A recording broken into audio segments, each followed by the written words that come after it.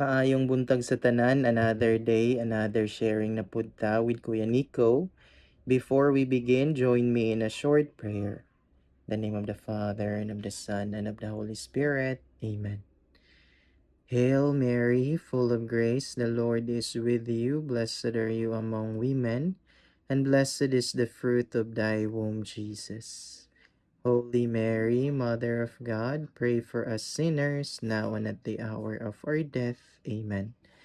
Mary, seat of wisdom, pray for us. In the name of the Father, and of the Son, and of the Holy Spirit. Amen. Mayong buntag sa tanan, and thank you Lord for another day nga naami karon. So quick sharing ni Kuya Nico today will be taken din sa atong UCAT or the Youth Catechism of the Catholic Church. Okay? So dinhi na ta sa page 33, number 35 of the Youth Catechism of the Catholic Church. Okay? So ang question din ni and answer is why do we believe in one God or in three gods? Okay? Again, do we believe in one God or in three gods? We as Catholics needs to really unsa man think about it, reflect and meditate about, do we really believe in one God or in three gods? Right? Or are we a monotheistic faith or a polytheistic faith is the Catholic Church or the Catholic faith? Right? So ang answer din ni is we believe in one God in three divine persons. So that should be very clear, no? For every Catholic baptized, even not Catholic or those who are inspiring, right, to become a member of the Catholic Church and the Catholic faith. That we as believers of our Lord Jesus Christ, believer of the Trinity, we believe in one God, right? Monotheistic is our faith.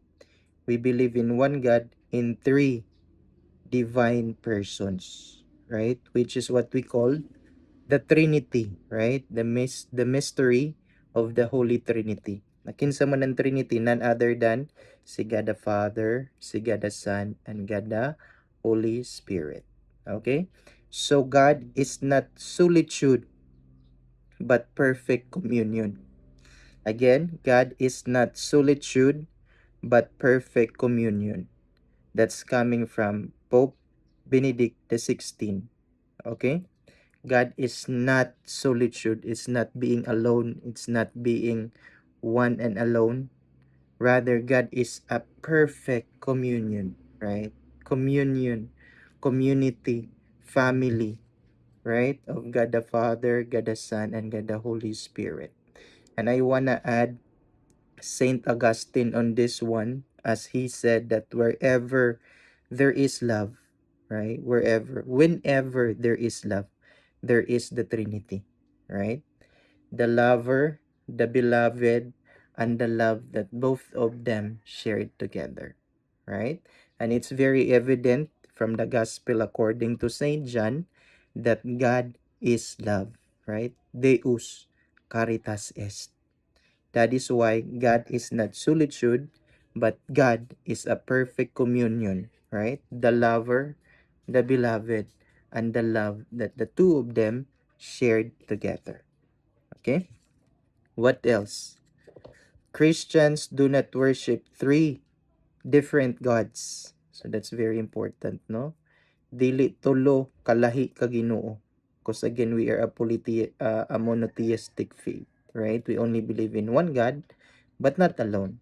For God is not solitude, but God is love. God is a perfect communion of these three divine persons. Okay? But one single being that is threefold and yet remains one. See? We believe in one God, but one single being that is threefold and yet remains one. We know that God is triune from Jesus Christ himself. Okay? So the Trinity, right? The very heart, the very core of our Catholic faith is the Trinity, right? The triune God. It is not because it was invented, right, by any human person, but it comes from the Word became flesh, right? It comes from the very second person of the Holy Trinity, which is our Lord Jesus Christ Himself, right? The Catechism of the Catholic Church, the great fathers of the Church, the great saints, philosophers, and theologians that we have in this Catholic tradition that we have, right, would always tell us that the Trinity cannot be known alone by the human mind, right? Human thinking, human reasoning that we have. We cannot arrive with that very core, very heart, very reality of our God, that God is a Trinity, that God is love, right? We cannot do that on our own. Unless, right? It's very clear, unless God Himself reveal it to us, mga igsoon, right? That's very important. And who revealed the Trinity, the very heart, the very core, the very being of God? None other than our Lord Jesus Christ, right? The second person of the Holy Trinity. In the beginning was the Word, and the Word was with God, and the Word was God, and everything was created through that Word, right? And that Word became flesh and dwelt among us, mga igsoon, right? Nahimong tao ang second person of the Holy Trinity. Wala po nawala ang iyang pagkaginoo at the same time, right? Munang our Lord Jesus Christ has two natures, right? Both human and divine, without mixing, mingling, or any confusion, mga igsoon. Okay? So, mo lang na ang sharing na to for today, that we must be reminded to keep on, studying, praying, reflecting, meditating on our Catholic faith, right? That we believe in one God. We are a monotheistic faith, a God that is one but not alone, a God that is one but not solitude, but rather a God who is love, right? A perfect communion, a perfect community, a perfect family of God the Father, of God the Son, and God the Holy Spirit.